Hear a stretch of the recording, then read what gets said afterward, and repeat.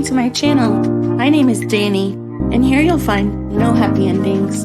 Prince Charming turns out to be Prince Harming, and the pretty princess, well, she's in need of an exorcist. Fairy tales turned scary tales, where we dive into the dark side and learn about real true crime and real life horror. We all have light and dark inside of us, but what truly matters is which part we choose to act on. So let the light outshine the darkness. What is up, YouTubers? My name is Danny, and I just want to say thank you so much for clicking on this video. Before we get started, this case is absolutely heartbreaking and disturbing, so viewer discretion is advised. I personally have a small connection to the mother in this case, Amber Bobo.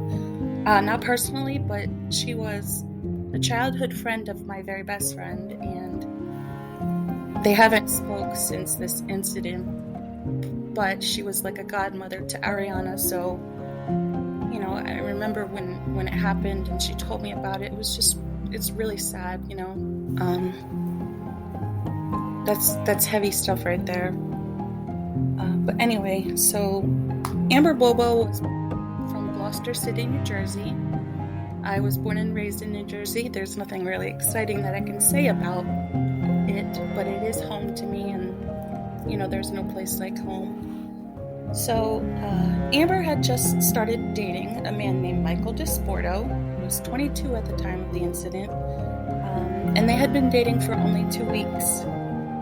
So, on the evening of July 2nd, Amber went to pick up her 23-month-old daughter, Ariana, from Ariana's father's house, and his name was Robert. They did, you know, the swap, the exchange of the child, co-parenting, you know, and then Bobo, Disporto, and Ariana went back to Bobo's house. When they got back, you know, kind of just unwind, hanging out for a little bit, and Disporto had offered to take Ariana to the park to quote-unquote get to know her better, and Bobo agreed to this, and I don't know why anybody would agree to letting a stranger take their child somewhere without them. That's scary, but anyway. So, Disporto and Ariana were at the park for about 45 minutes, and then when they came back, Disporto had said that he wanted to take Ariana across the street from the residence to a field to watch fireworks. Bobo had stayed behind because she was too tired,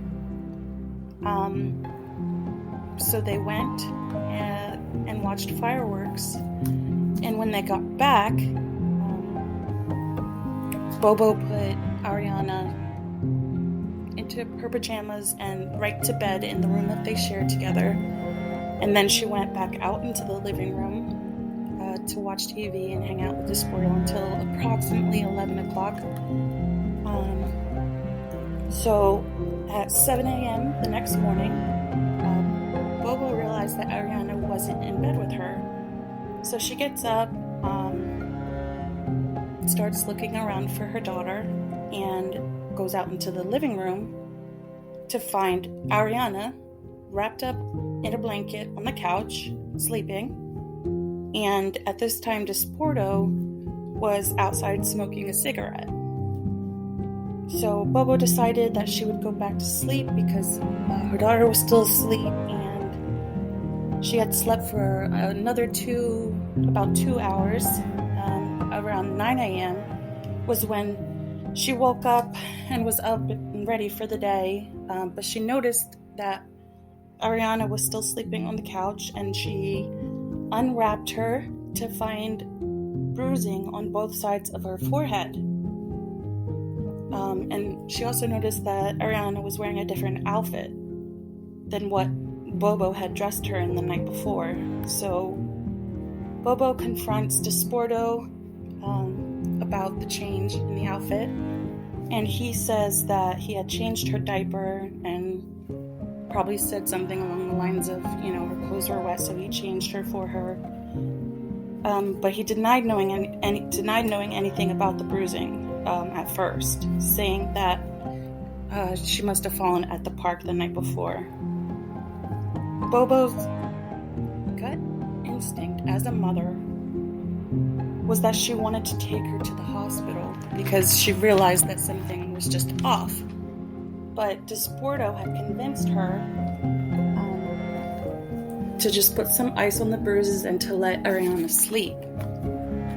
So Bobo decides, not going with her gut, she decides to ignore her motherly instincts, which is just one of the many mistakes that she made that day. At around 11 a.m., Bobo notices bruising on Ariana's back and her private areas when she was getting her ready to go out for the day, and she again asked Disporto about it, but he denied knowing anything about it again, and he convinces her not to seek medical attention because he was more worried about what people would think about him instead of the welfare of that baby. Just extremely frustrating and disgusted, and her gut was telling her to get that baby some medical attention, and she just brushed it off and listened to this 22-year-old dude that's not even a father and doesn't know anything about parenting. Like, you just met this guy, why are you letting him control you? Like, it's your job as that child's mother to take care of and to, do what's in the best interest of the child. But apparently this new relationship was just more important. So Bobo and Disporto decide that they want to go to the mall. So she dresses Ariana in a hat to hide the bruises on a day that was like 80 degrees out, So they get to the mall and they're, walking around shopping, and Ariana ends up throwing up. So this would be a clear sign, hey, there's something not right, but again, she just ignored it. So it wasn't until Ariana vomited for a second time that Bobo decided to go home, give her a bath, change her. And then, guess what they do? They decide to go back to the mall to go shopping some more, while her little baby is sick, throwing up, has bruises all over her. It's insane to me that a mother could just, I guess it happens all the time, but I don't know. I get distraught talking about it. So they went to the mall and they started shopping again until about 3:30 that day. And at some point between 3:30 and 6 p.m., Bobo notices Ariana's eyes rolling back in her head. At this point, she's home. Ariana had vomited for a third time, and when her eyes started rolling back, she wasn't moving at this point, and that is when Amber finally decided to call 911 for help for her little girl. At this time, Disporto was acting strange, saying things like, you'll never see me again. Like, isn't that a red flag? Like, why would he be saying that, Why is he trying to convince you not to get your little girl the help that she needs? So when EMTs arrive, Ariana is taken to Cooper University Hospital, where she is found to have bleeding and fluid on her brain, swelling and bruising that's consistent with SA. She had a broken arm, bruising and fluid in her lungs, and blood and urine in her abdomen. She was rushed into brain surgery, but doctors could not detect brain activity on 2 separate attempts. And the following day, she was taken off life support. Her father had to make that choice because Bobo and Disporto had been arrested. So at 6:26 that day, 23-month-old little Ariana passed on. It's just, I can't imagine. So Disporto only spoke twice to confirm his identity and to tell the judge that he couldn't reach his family, but that they were attempting to obtain an attorney for him. He was held on a $1.5 million bail, while Bobo was only held on a $100,000 bail. She ended up serving 25 months in jail after she accepted a plea deal and pled guilty to failing to seek medical attention for Ariana.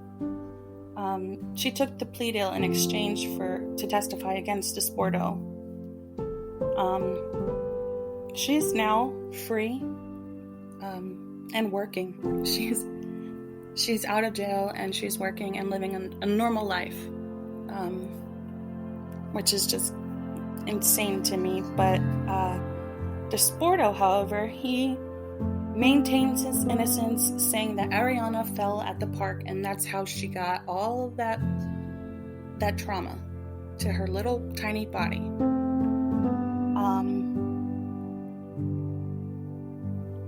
In 2019, Disporto, at Disporto's trial, it was a mistrial, and since then, there has been no updates on this case that I could find anywhere, that my friend, the one has a connection to this, there's nothing being done yet.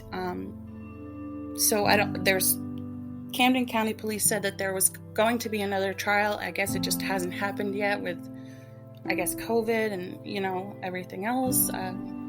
So we'll see. I'll keep you guys posted because I'm very interested to know what's going on with this case.